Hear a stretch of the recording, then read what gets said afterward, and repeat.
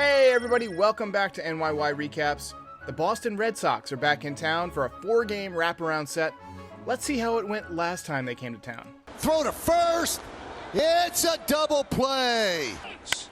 That ball is drilled, and Aaron Judge for the 4th consecutive game. Wear down. Oh my goodness! Aaron Judge has done it again! 2-0 to Judge, he's hit a punch to left, he did it again!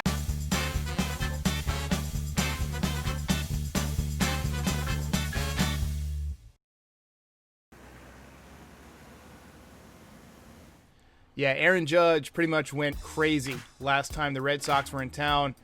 He was right in the middle of that hot streak where he homered in 5 consecutive games. He finished off the Red Sox with 2 home runs in the last game of that series. So hopefully he's refreshed and hopefully he's in the lineup. If you missed Wednesday night's coverage, he was held out of the lineup with soreness in his lower half. It was kind of an ambiguous diagnosis. It was nothing specific, just sort of some general soreness. What Aaron Boone said is that it's basically a result of playing 4 straight games at the Trop. I hate the Trop. It's just such an ugly ballpark. You got all those stupid railings. The grass, the turf, always hurts guys. They need to just obliterate that ballpark and play on one of the spring training fields until the new stadium is built.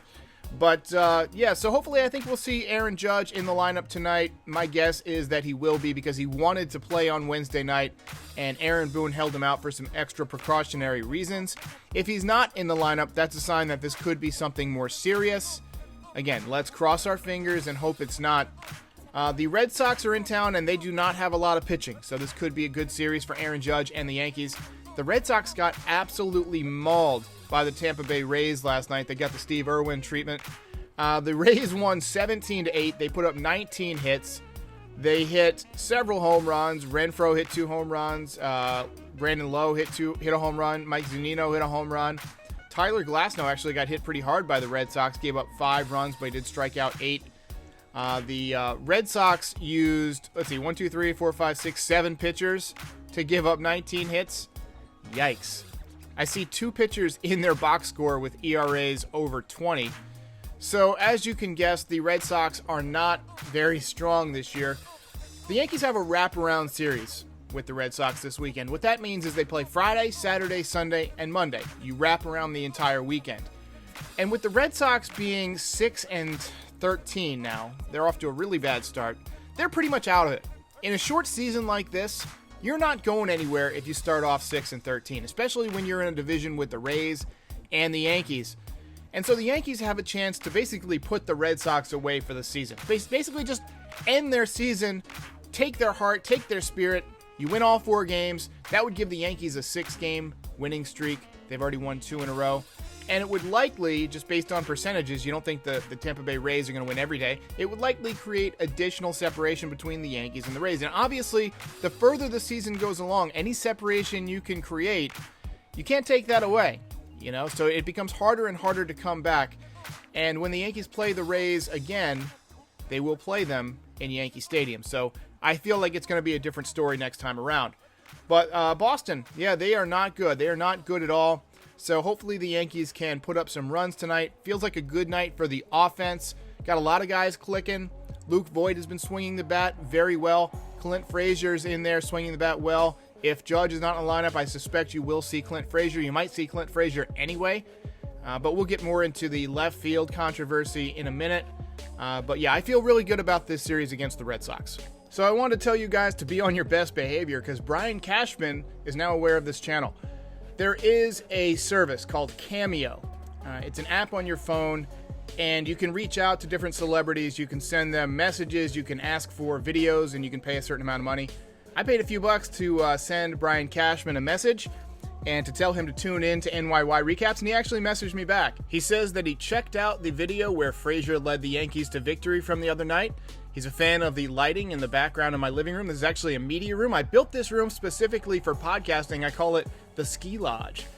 And that he promises to continue watching from time to time as he's now aware of this channel's existence. So if you want the Yankees to make a big trade or something, drop it in the comments because you never know who might be watching. personally, I don't see the Yankees making any major moves at the deadline. They might go get like another bullpen arm or some catching depth or something like that. But the rotation is solid. Gerrit Cole, who I'll get into in a minute, has been great. He's undefeated in his last 19 regular season decisions. He's going for 20 straight today. James Paxton was better last time out. He had 11 strikeouts. And then you've got Jordan Montgomery and Masahiro Tanaka. Both of those guys have been pretty solid this year. They both had kind of one so-so outing. But Montgomery, we know what he is. He's a really solid left-handed pitcher. He's got a good breaking ball. He's fresh off of surgery, so you figure he should be strong and healthy. Masahiro Tanaka's pitching for a new contract. We all know what he is in the postseason. He's an outstanding postseason pitcher. So I don't see them needing anything in the rotation. Now, their bullpen has been kind of hit or miss, but a lot of times it's been that underbelly that's been getting hit. We're getting Aroldis Chapman back, which is going to slot everyone back one slot in the bullpen. So you'll get, Zach Britton back in there in the 8th inning, and then you can move Chad Green back down to the 7th inning. And then you got guys like Adam Ottavino for the 6th inning. You've got Jonathan Loaizaga. If somebody comes out early, like Tanaka did the other day, he can pitch that middle relief. So he's got outstanding stuff.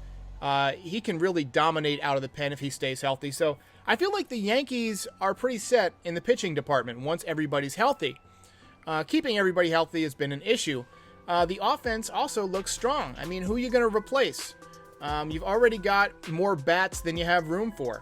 And when Giancarlo comes back, it's going to make that offense even more crowded, even more deadly. So I don't see the need to give up any major pieces to get better. But I'm sure that if the Yankees do find a way to move the ball forward to improve the team in any way possible going into this postseason, I think you may see them make a move. But right now, I just don't see who you're going to get that's going to be a major improvement to this team without subtracting prospects or subtracting a vital piece to your team as it currently is, which is a first-place team. In football, if you watch the NFL, if your quarterback goes down and the backup comes in and throws 3 or 4 touchdowns, it almost always causes a quarterback controversy, unless your quarterback is Tom Brady. But half the fan base will be shouting, this guy should be our new quarterback, this guy should be starting. And I'm seeing a lot of that with the Yankees outfield. Depending on who has a bad day and who has a good day, it creates a lot of stir online over who should be starting, right? So the other night, Clint Frazier comes in. He goes 3 for 4. He hits a home run in his first at-bat. He looks electric out there. And everybody just assumes that he should be the new starting left fielder, new starting right fielder, new starting whatever. First of all, he's not replacing Judge as the starting outfielder. I don't care how often Judge gets hurt. And I'm not convinced that Judge is going to be hurt all that much the rest of the season. It might just be some soreness. But Clint Frazier is a good hitter. He's a good hitter. He's still got to earn my trust in the outfield. My friend over at Unhinged New York, which if you don't follow that channel, follow Unhinged Yankees. And he's also got a good blog, Patrick Hennessy. He posted the other night, he said that there's no way that Gardner should ever be starting over Tauchman. And I disagree. I think you got to keep everybody playing in rotation in order to keep everybody sharp so that when you need them, they're available. Also, you got to get guys rest. Tauchman started 5 or 6 days in a row. And Clint Frazier is a guy who, he had a good night. He's a good hitter, but he's still got to earn my trust out there as an outfielder. So I wouldn't give him any starting jobs just yet, but it would not surprise me if he's back in there tonight, just the way he's swinging the bat. But it's just so tough because right now Luke Voit is killing the ball at first base. Mike Ford is killing the ball when he's facing righties as a DH. And Clint Frazier the other night, he gets in there and he kills the ball. So, I mean, where are you going to put these guys? Mike Tauchman is an excellent outfielder. He's probably an all-star caliber player. And he's got to sit the bench a few times a week just because we have so many guys. Gardner is a fan favorite. I know a lot of you who comment in the comments section have said that Gardner is your favorite player. And he's one of my favorite Yankees. He's a class act. He's shown more power in recent years.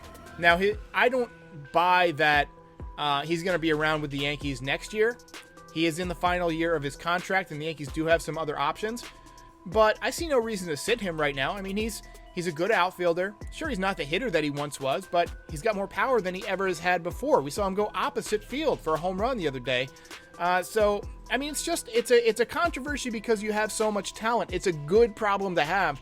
And I trust Aaron Boone and I trust the Yankees organization to figure out who needs a day off, to use the analytics to see who's the best matchup on any given day. Not only on offense, not only on who's going to hit the best that day, but defensively, you can pretty much calculate, depending on the type of pitcher you have and the type of hitters they'll be facing, where the balls will be scattered throughout the game. So you want to put your best combination of defense and offense out there, and that's where it comes down to the large sample size of numbers that have been accumulated over the last several years.